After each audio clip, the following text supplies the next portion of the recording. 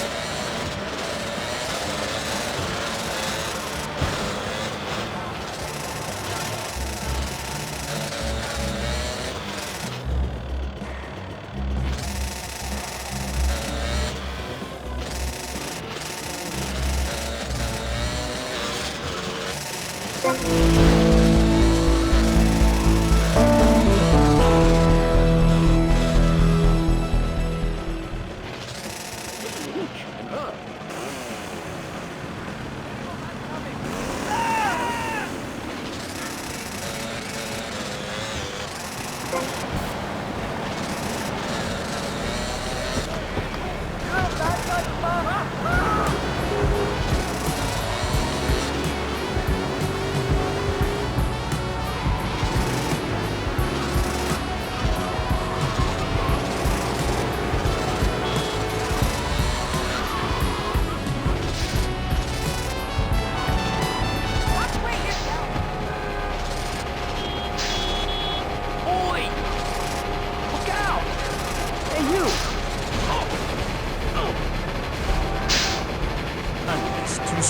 Because Shari left you, right? Babe, my people spoke about this to your people. They said do not mention Shari. It's like sticking needles in my soul. Voodoo. Who are you? Are you my personal devil? That you could do this to me? The pain is too much. I have hair in my face to hide my soul. Shari had to go because she wanted to be a Marine. We couldn't be together. Seriously, don't go there. This is so sad. Do you have tissue out there? Oh, Jazz, I'm so sorry. Seriously, love, if you listen to the song Dragon Eyes, it says everything that needs to be said about her. You can't help me. It's raw, like a chicken's head, you know? The pain grips you and makes you think about everything. It's the longest night of all. December of the soul. Jazz, this has been the best interview of my life. Thanks so much for coming on. For all you Love This fans out there, it's time for a contest. Ladies and gents, you're listening to me, Jess Torrent and Keith Chan, being interviewed by... It's Amy? Oh God, you forgot my name? Yeah, whatever. Citizens of Vice City.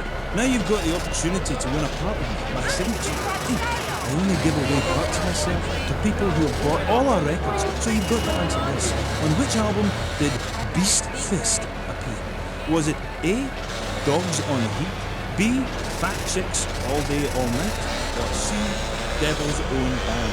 For the chance to win tons of Love This prizes, just answer the question. All you need to do is write the answer on a postcard and send it into the station. Jazz, before you go, will you please play us a song acoustic? Piss off! Acoustic songs are for sissies. Babe, seriously, do not cramp my style. Look, I'm...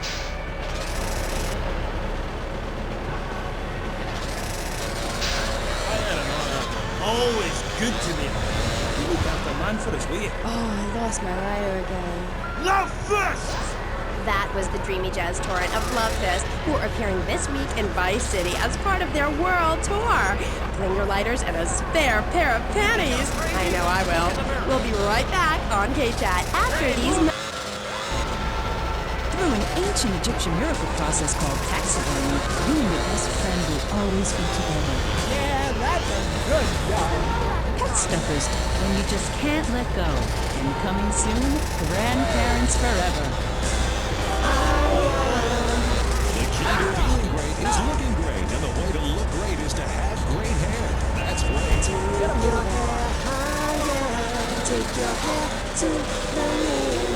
Sissy Spritz, when you're clubbing or sticking your head out of a stretch limo somewhere, you want to know your hair is performing to the limit. With Sissy Spritz, it's hair for the future, not the past. When you have great hair, people know you're a winner. This is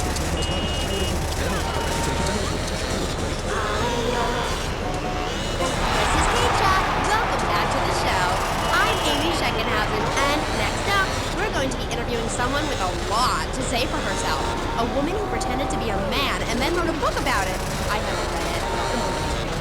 She's professor of anthroposociology and women's studies at the University of Vice City, and her name is Michaela Krapidas. Michaela. Hi, welcome to K-Chat. Hello.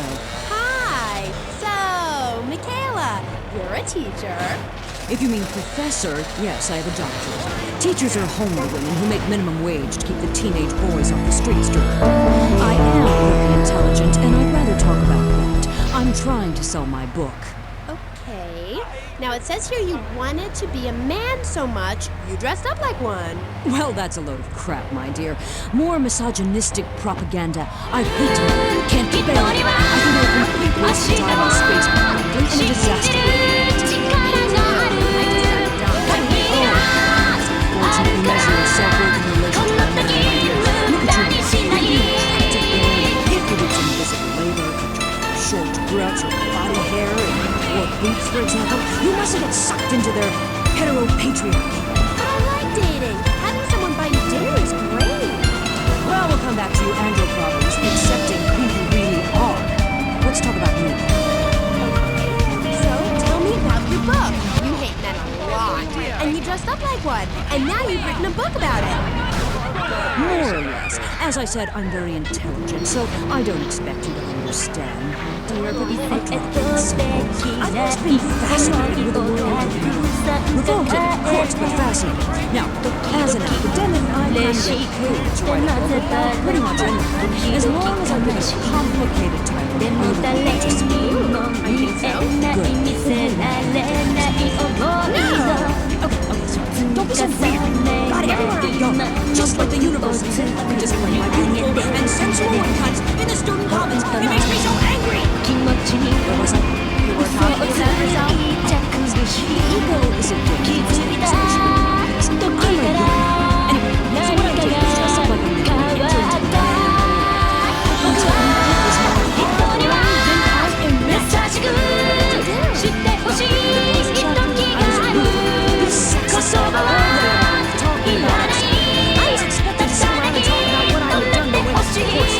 so as not to blow my cover. So what's the name of your book? Yes, as mentioned hitherto, my book has a very, very obtuse title. Being and Seeing. From Freud to the building sites, a woman's journey into the male psyche. Huh? What? I'll admit it's not very catchy, but academia is not about getting to the point. It's about exploration. Okay. Wow, I'm learning a lot today. Yeah, so I entered the world of men, in disguise, of course. I was dressed like a man. Okay. And you haven't changed back? What? What did you say? You're still dressed like a man. No, I'm not. These are my normal clothes. Amy, for God's sake, don't fall prey to the patriarchy's evil fashion schemes! Oh, sorry. Anyway, I learned a lot when I was a man. Did you know, for example, that during my time as a steel worker in Pittsburgh, I learned that men sometimes speak crudely about women when they are out of earshot? I was horrified. Or that men regard some women, like you, Amy, as mere sex toys, things for their amusement. Unbelievable! Or that men actually find sports interesting. It's appalling. And they run the world, my pretty. Oh yes, they run the world. They do? Yeah, look at Reagan, look at Thatcher, look at Gorbachev, while we stay home and bake cookies. Well, screw that, sweetheart. Yes, I agree. Good. Don't bake a cookie. Smash him in the face with a baking tray instead. He's a brainless dolt. He's a man. Did you know men enjoy looking at pictures of naked women? It's called pornography. It's sick and foul. I'm giving a talk about it this weekend at the Women's Center. That's women with a Y. I think you spelled it wrong. Are you a woman? 3 of the 5 letters that make up your description are M-A-N. You're too dependent on men, Amy. That's why I don't call myself a woman, Amy. Okay. I bet this radio station is owned by a man. White male conservatives monopolize the media, selecting right-wing blondes to propagate conservatism. I don't have blonde hair. Not yet, Amy. Not yet. Did you know men drink beer and smoke cigarettes and wear hats? Yeah? Yeah, well, you must have read my book. I discovered a lot of things. I was also a policeman and an untrained brain surgeon, and they're all the same. All women haters. But just because men like sports and hats doesn't mean they hate women, does it? You self-hating fool, of course it does. The media, meaning you, falsely portrays feminists as bra burners, outdated, combat boot-wearing bad mothers. Why don't you take your top off right now, Amy, huh? Tell them you won't be censored anymore. No! I'm getting a little freaked out here. We'll teach you how to make beds, march in squares, shine shoes, clean bathrooms, kill a man with your bare hands, and do it all with pride. The military teaches you all the skills you'll need later in life. Call 1-800-BE-A-HERO and become a real man today. Why are you waving your hands? Oh, I'm supposed to be in a commercial. This fall, a new...